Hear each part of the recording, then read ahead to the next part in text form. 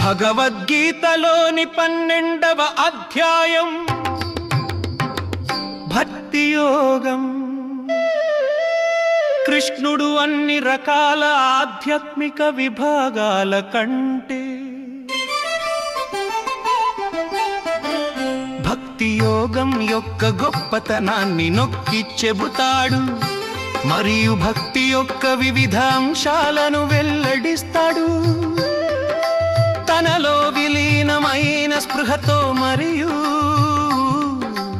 ఆనకు అంకితం చేయబడిన వారి అన్ని చర్యలతో తనకు స్వచ్ఛమైన భక్తి సేవ చేసే భక్తులు జనన మరణ చక్రం నుండి త్వరగా విముక్తి పొందుతారని ఆయన మరింత వివరించాడు. తనకు అత్యంత ప్రియమైన భక్తుల యొక్క వివిధ లక్షణాలను కూడా ఆయన వివరించాడు.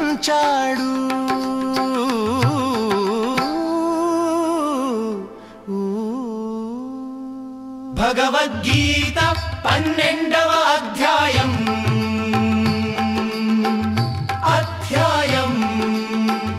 భక్తి యోగం.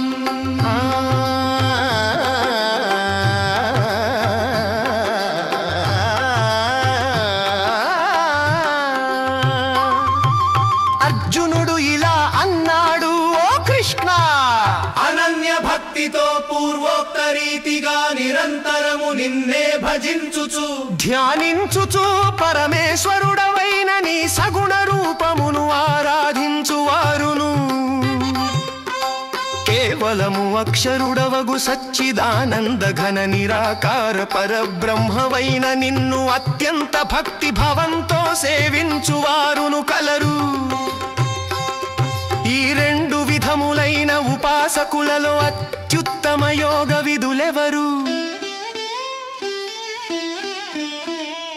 భగవంతుడు ఇలా అన్నాడు, నా అభిప్రాయం ప్రకారం నాపై మనస్సు నిలిపి నన్ను ఎల్లప్పుడూ స్థిరంగా ఆరాధించే మరియు అత్యున్నత విశ్వాసం కలిగిన వారు యోగాల ఉత్తములు. నాశరహితుడు అనిర్వచనీయమైన వాడు అవ్యక్తము సర్వవ్యాపి మనోబుద్ధులకు అతీతుడు మార్పులేనివాడు నిత్య శాశ్వతుడు మరియు నిశ్చలమైన వాడును అయిన పరమ సత్యము యొక్క నిరాకార తత్వాన్ని ఇంద్రియములను నిగ్రహించి సర్వత్ర సమబుద్ధితో ఉంటూ సర్వభూతముల సంక్షేమం కోసం నిమగ్నమై ఉంటూ ఆరాధించేవారు కూడా నన్ను పొందుతారు. నిరాకార బ్రహ్మలో మనస్సు నిలిపిన వాళ్లకు ప్రయాస ఎక్కువ. దేహధారులకు నిర్గుణ తత్వ లక్ష్యాన్ని అందుకోవడము చాలా కష్టం. కానీ తాము చేసే కర్మలన్నింటినీ నాకే సమర్పిస్తూ నన్నే పరమ లక్ష్యముగా భావిస్తూ నన్నే ఆరాధిస్తూ మరియు అనన్య భక్తితో నా మీదే ధ్యానం చేసే వారిని, ఓ పార్థ, నేను వారిని శీఘ్రముగానే ఈ మృత్యు సంసార సాగరము నుండి విముక్తి చేస్తాను. ఏలనన వారి అంతఃకరణ నాయందే ఏకమైపోయి ఉంటుంది. నీ మనస్సును నాపై, నీ బుద్ధిని నాపై లగ్నం చేయు. అప్పుడు ఇక మీదట నీవు ఖచ్చితంగా నాలోనే జీవిస్తావు. ఓ అర్జున, నీవు నీ మనస్సును నాపై స్థిరంగా నిలుపలేకపోతే నిరంతర సాధన యోగం ద్వారా నన్ను చేరుకోవడానికి ప్రయత్నించు.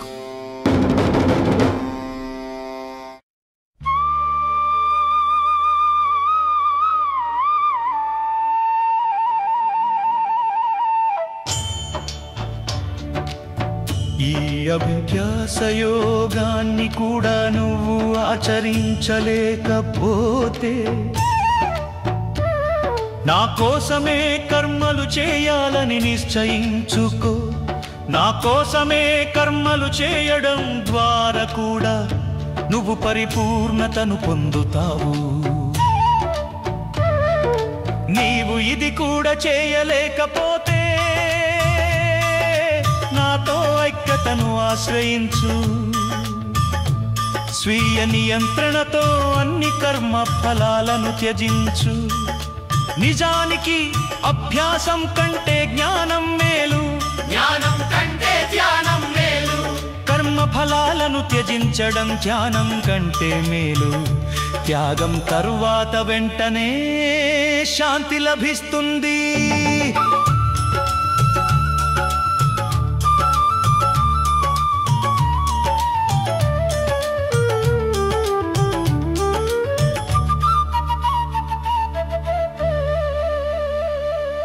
ఏ భక్తులైతే సమస్త ప్రాణుల పట్ల వేషభావన లేకుండా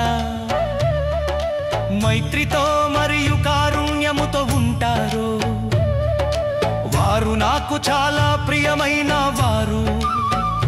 వారు ధనముపై మమకార రహితముగా ఉంటారు మరియు అహంకారము లేకుండా సుఖ దుఃఖముల రెండింటి యందు ఒకే విధంగా ఉంటారు మరియు సర్వదా క్షమించే మనస్సుతో ఉంటారు. వారు ఎల్లప్పుడూ తృప్తితో భక్తితో నాతోనే ఏకమై ఆత్మ నిగ్రహంతో దృఢ సంకల్పంతో మరియు మనోబుద్ధులను నాకే అర్పించి ఉంటారు. ఎవరి వల్ల లోకం వ్యధ చెందదో, లోకం వలన ఎవడు వ్యధ చెందడో. సంతోషం, కోపం, భయం, ఉద్వేగాల నుండి ఎవడు ముక్తుడో అతడు నాకు ప్రియుడు.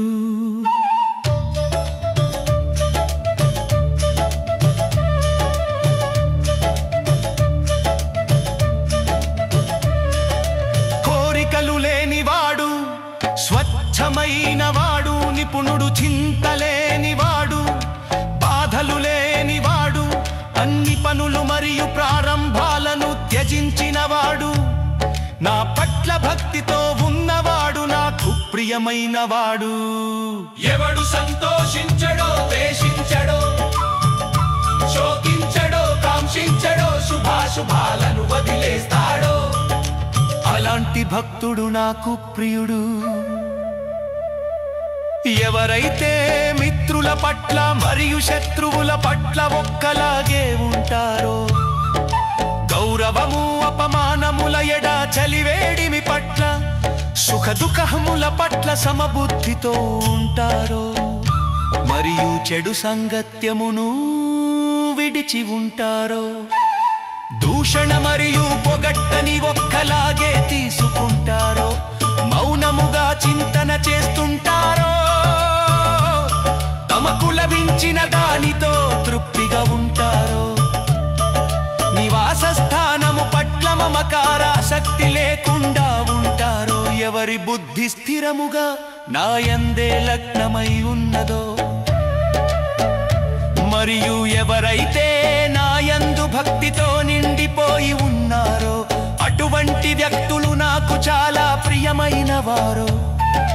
ధర్మయుక్తము శాశ్వతము అయిన దీనిని చెప్పిన ప్రకారంగా శ్రద్ధతో నన్ను లక్ష్యంగా పెట్టుకొని ఎవరు ఉపాసిస్తారో ఆ భక్తులే నాకు పరమ ప్రియులు.